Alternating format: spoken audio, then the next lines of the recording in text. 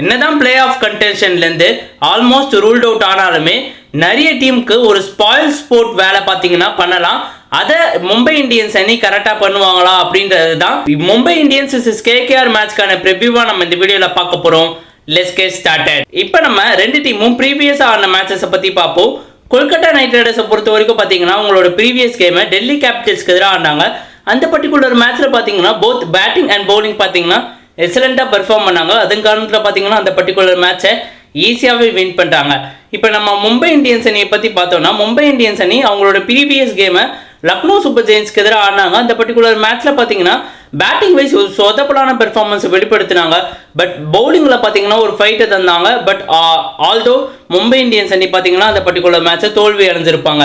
இப்போ நம்ம இந்த பர்டிகுலர் மேட்ச் பார்த்தீங்கன்னா வாங்கடே ஸ்டேடியமில் தான் நடக்க போகுது. இந்த பர்டிகுலர் கிரவுண்ட் இந்த பர்டிகுலர் சீசனில் ஒரு பேட்டிங் ஃப்ரெண்ட்லி பிச்சை தான் ப்ரொடியூஸ் பண்ணியிருக்கு.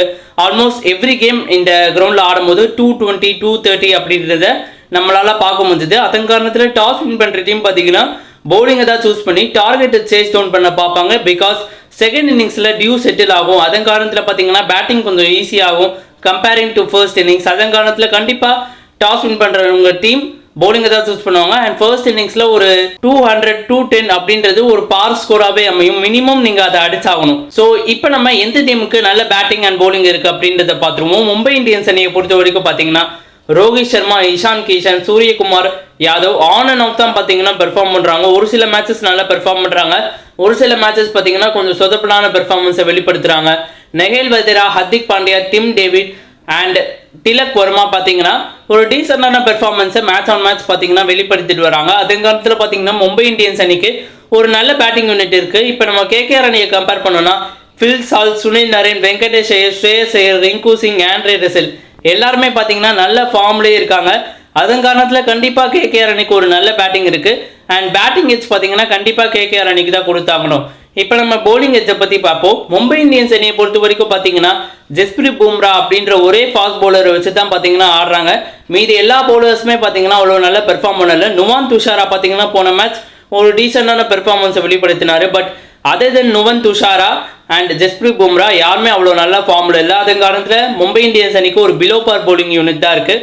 இப்போ நம்ம KKRோட கம்பேர் பண்ணோம்னா KKR அணிக்கிட்ட பார்த்தீங்கன்னா ஹர்ஷித் ராணா என்னதான் இந்த மேட்ச்சில் அவைலபிளாக இல்லைனாலுமே அவரும் பார்த்தீங்கன்னா நல்லா பெர்ஃபார்ம் பண்ணுவார். வருண் சக்கரவர்த்தி பார்த்தீங்கன்னா டீசெண்டாக பெர்ஃபார்ம் பண்ணிட்டு இருக்காரு. சுனில் நரேன் பார்த்தீங்கன்னா நல்லா பெர்ஃபார்ம் பண்ணிட்டு இருக்காரு.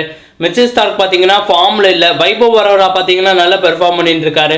அதன் காரணத்தில் பார்த்தீங்கன்னா KKR அணிக்கு பார்த்தீங்கன்னா ஒரு நல்ல பவுலிங் யூனிட் இருக்குது அப்படின்னு சொல்லி ஆகணும். அண்ட் பவுலிங் எதுவும் பார்த்தீங்கன்னா KKR அணிக்கு தான் கொடுத்தாகணும். அண்ட் ரெண்டு டீமும் ஏதாவது சேஞ்சஸ் பண்ணுவாங்களா உங்களோட பிளேயிங் லெவனில் அப்படின்னு கேட்டிங்கன்னா மும்பை இந்தியன்ஸ் அணியை பொறுத்த வரைக்கும் பார்த்தீங்கன்னா எந்த விதமான சேஞ்சஸும் பண்ண மாட்டாங்க. KKR அணியை பொறுத்த வரைக்கும் பார்த்தீங்கன்னா ஹர்ஷித் ராணா ஒரு மேட்சுக்கு பேன் செய்யப்பட்டிருக்காரு. அதன் காலத்தில் ஹர்ஷித் ராணாக்கு பதிலாக பார்த்தீங்கன்னா ஷாகிப் ஹோசைன் அப்படின்ற ஒரு இந்தியன் டொமஸ்டிக் ஃபாஸ்ட் பவுலர் டீமுக்குள்ள வரதுக்கான வாய்ப்புகள் இருக்கு. இந்த பர்டிகுலர் மேட்ச் ஜெயிக்க KKR அணிக்கு 55% சான்ஸும் மும்பை இந்தியன்ஸ் அணிக்கு 45% சான்ஸும் நாங்கள் கொடுக்குறோம். ஸோ காய்ஸ் உங்களோட ஒப்பீனியன் என்ன? மும்பை இந்தியன்ஸ் அணி மும்பை இந்தியன்ஸ் அணி KKRோட பார்ட்டியை ஸ்பாயில் பண்ணுவாங்களா இல்லைனா KKR அணி இந்த பர்டிகுலர் மேட்சை கம்ஃபர்டபுளாகவே ஜெயிச்சிருவாங்களா அப்படின்றத மறக்காம கமெண்ட் பாக்ஸில் கமெண்ட் பண்ணுங்க. இந்த வீடியோ பிடிச்சிருந்தா லைக் அண்ட் ஷேர் பண்ணுங்க. அண்ட் மோர் இம்பார்ட்டன்ட்லி தமிழோட பேஸ் பிளஸ் யூடியூப் சேனலுக்கு மறக்காம சப்ஸ்கிரைப் பண்ணுங்க நண்பா.